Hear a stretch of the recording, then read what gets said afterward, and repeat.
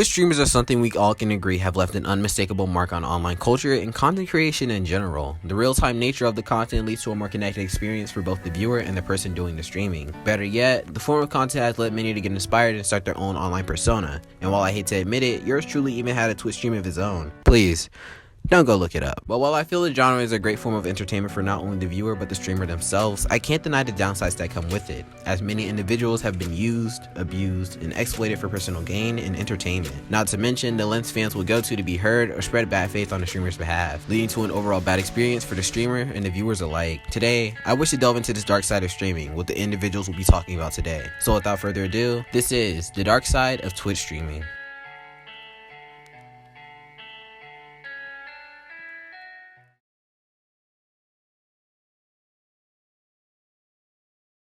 Gaming has been a mainstay of streaming online. With sites like Twitch revolving their entire brand around being a platform for gaming, it's hard to say these two forms of entertainment weren't meant to clash. But with a user base filled with primarily gamers, you can be sure there will be a couple of, well, let's say angry individuals. Matt Vaughn, best known for his screen name Dellor, fits right into this crowd. Best known for his outlandish streams on games like Fortnite, Dellor has an extensive history where his anger has landed him in very poor circumstances. This anger of his can likely be traced back to his childhood of coming from Section 8 housing, where he described it as pretty rough, and that's as far as I'll go into his childhood. However, if for some reason you're interested in a more extensive look into information like that, a quick Google search should land you where you need to be. While he was at one point a professional gamer, Dellor nowadays is best known for his stream highlights of him smashing keyboards over his head, getting mad at his teammates in online games, fucking shit, and his funny remarks while doing so. Dellor has been posting on social media since 2010, and his old clips show his skills as a PUBG and top 250 Overwatch player. These accomplishments, alongside many more, allowed Dellor to be considered a professional esports player. This opened up the opportunity for him to join an esports organization, to which when approached with a contract, he went with Toronto Esports. For a while, things were looking up for Dellor. He managed to pay off his debt and was finally getting the recognition he deserved. But as I believe the saying goes, all good things come to an end. As in April 2017, Dellor was in an Overwatch match with several other players and wasn't too happy with the way things were going, as when he died to a player on the opposite team and his teammates criticized him for standing still, Dellor went on to repeatedly say the N-word. Now you have my attention. You walked out.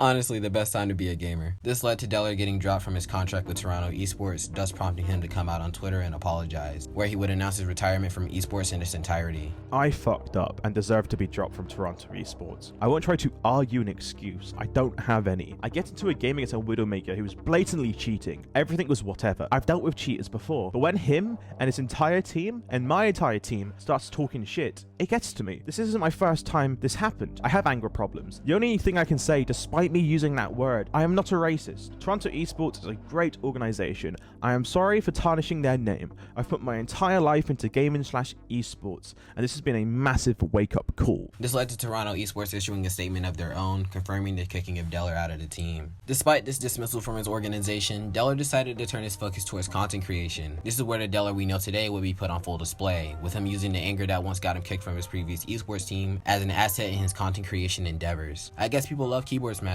However, once again, his anger was the reason he found himself in yet another unfortunate circumstance, as in April 2019, 2 years since his last incident, he was banned from Twitch while playing Apex Legends, the reason for which being the sexist remarks he made towards a female teammate of his. Go fucking cook a fucking sandwich, you fucking bitch.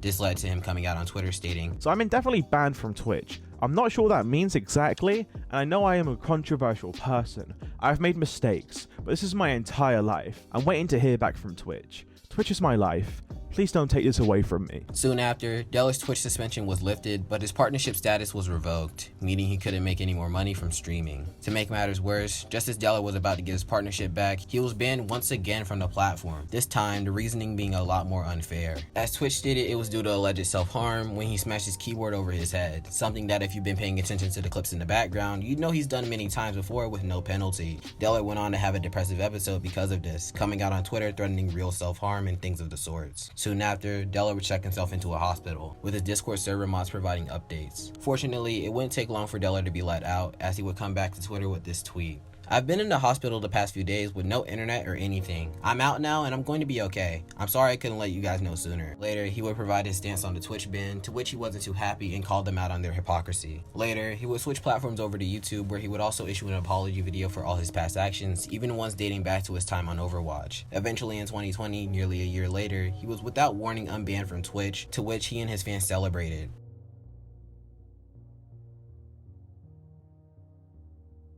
While this may be far from the end of Dellor's controversial timeline, I'll choose to end it here, as from here on out, it's just a bunch of back and forth bans from different platforms. Dellor, while a pretty entertaining personality, has a lot of issues himself, and in more recent times says he doesn't enjoy the act of streaming anymore, stating it ruined his life. Oh.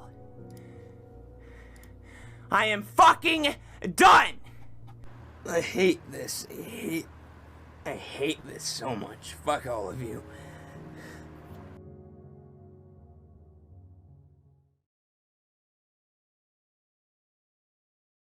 Twitch, while also a platform for streaming video games and interacting with your audience in a more connected way, has also been known for its tendencies to commonly sway towards their female streamers in cases of controversy. In more recent times, we've had situations like the Kamika situation, where a female streamer was caught having sexual intercourse on stream and was hit with a ban of only 1 week. Or take for example the streamer Alinity, who has had several offenses over the years but still remains on the platform safe and sound. Situations like this, and the erotic nature of a lot of female streamers on the platform, has led some to coin the name TwitchStreamer. And with content like this, you can expect for there to be some individuals out there, primarily men, who see this as an opportunity to make deepfakes.